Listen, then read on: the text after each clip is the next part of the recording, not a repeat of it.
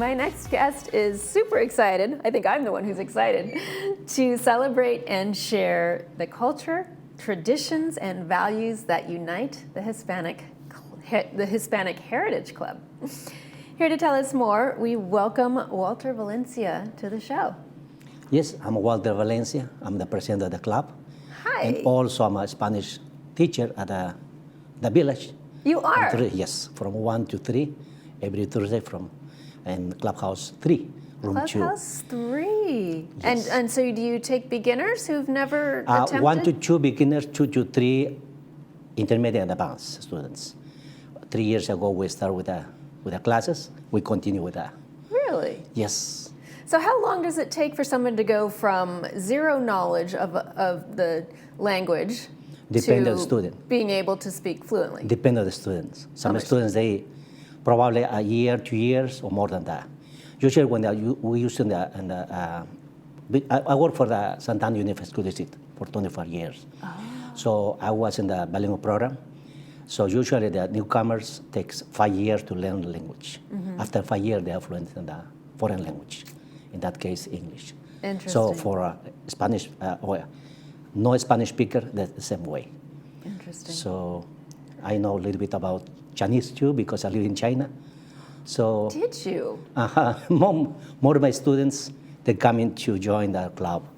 So that's the reason I came here to invite everybody from the village to be part of the club.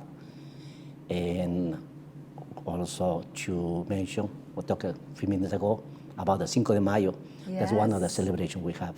Okay, well, we'll get to that because you've got an event coming up and we want to tell our viewers what that's all about. Okay. It's interesting. I had a German grandfather who spoke to me only in Spanish. And I wish I would have paid attention because now I would know the language. That's my dream, like in Europe, probably you're in many countries in Europe, people from Europe speak more than 2, 3 languages. Canada, they have official 2 languages. Why in the United States we don't have more than 1 language? Well, because we are a large country. We don't have all these tiny little countries surrounding us. Yeah.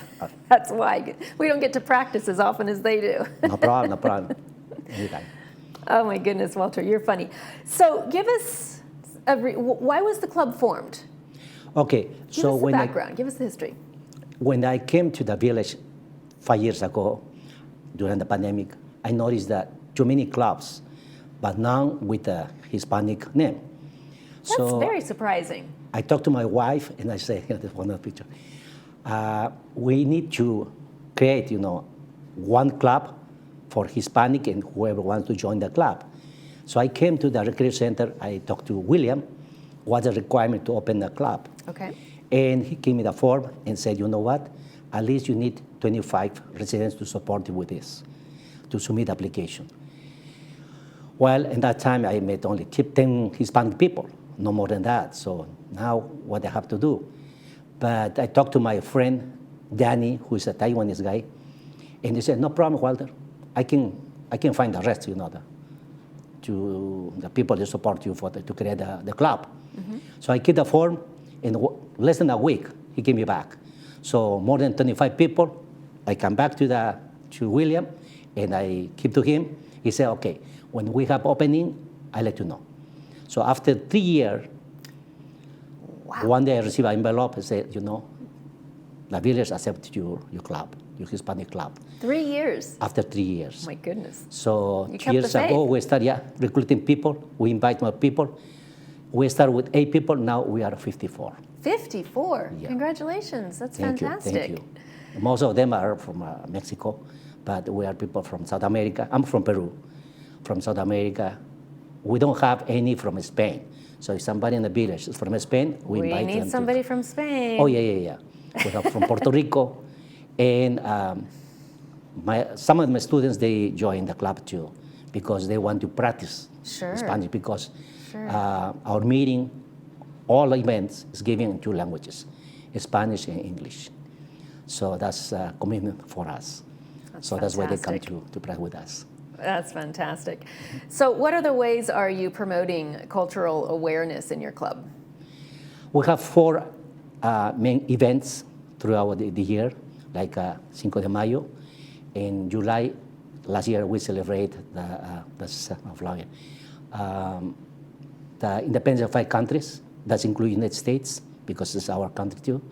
In September, we have the independence of 7 countries, and also we have Christmas celebration. Parallel to that, we have some other events like Mother Day, we have Father Day, and Thanksgiving, and also some birthdays we celebrate too. So we remind every month those birthdays is coming up. So we send a message to them, this greeting to them, And then, so beyond the celebrations, the events, the cultural awareness, is there anything else that you're hoping that the club will provide for its members? Yes, we are planning to have trips and social events like going to the restaurants to gather people, to help people. Like last year in Thanksgiving, some of the members invite us to make some presents for the neighbors. So we participate for that, and we give to the neighbor like a small present for them. So those activities so far. But they're planning to have more activities in the future. Okay. So people need to keep their calendars open and join the club so they can have more cultural That's our Hispanic plan. fun. That's our plan. So to that point, who is the membership open to? Is it To everybody. To everybody. From the village. Okay, so Yes. not just Because from people with outside Hispanic heritage? No, only that. Because you mentioned your Taiwanese friend. Yes, I have Taiwanese. In our club, we have people from here, Anglos. We have people from India, from Taiwan, from China. I love it. So many people they come. This is great. Because and then, so how often do you meet, Walter? every other month. Every other last Thursday each month. Okay, So last Thursday every other month. Every other month, yes. So this coming Thursday is our meeting for this year. Okay. So we have in September. So each meeting we prepare for the next event. Okay. So and now we start with Cinco de Mayo. Okay, So, well, let's yeah. talk about Cinco de Mayo. It's coming up in just a few months, right? May 5th? Yes, in May. So Cinco de Mayo is in Monday, but we're going to celebrate Okay, May so you're 3rd, gonna it's Saturday. have so the- in Clubhouse 5 Okay. in NPR. So invite everybody to come to the party. So somebody is going to tell about Cinco de Mayo, why they celebrate Cinco de Mayo. But in the United States, they celebrate Cinco de Mayo, but no in Mexico.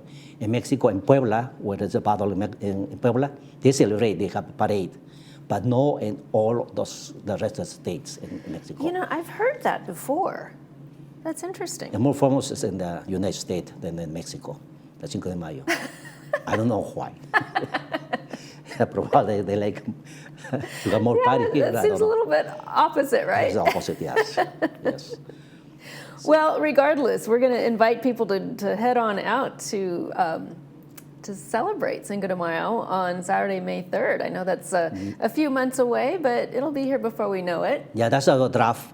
So this coming Thursday, I'm going to present to the meeting. If they approve, I'm going to send to the Recreation Center to get the stamp Okay. and displays everywhere. Yeah, it's always a fun party, Yeah, that's a process, So especially on a Saturday rather than a Monday. Oh, yeah. Friday, Saturday, we'll have parties in the village. Now, is it open to non-members as well? To everybody. To everybody. To Okay. everybody. So, Wonderful. Especially people from the village. So Yes, of course. And what will the fee be to attend that event? this event does include meals and drinks, non-alcoholic drinks. It's $15 for member and $20 for non-member. Okay. Non-member. Wonderful. And the membership for the club is $10 through the whole year. For the whole year. The whole All year. right. So they can enjoy these activities or other activities too.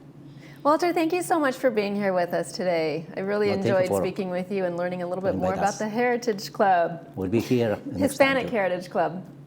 All right, folks, you need to get over there and join that group, that club also. Sounds like a lot of fun. Coming up next, we'll take a look at our Monday movie preview, so stay with us.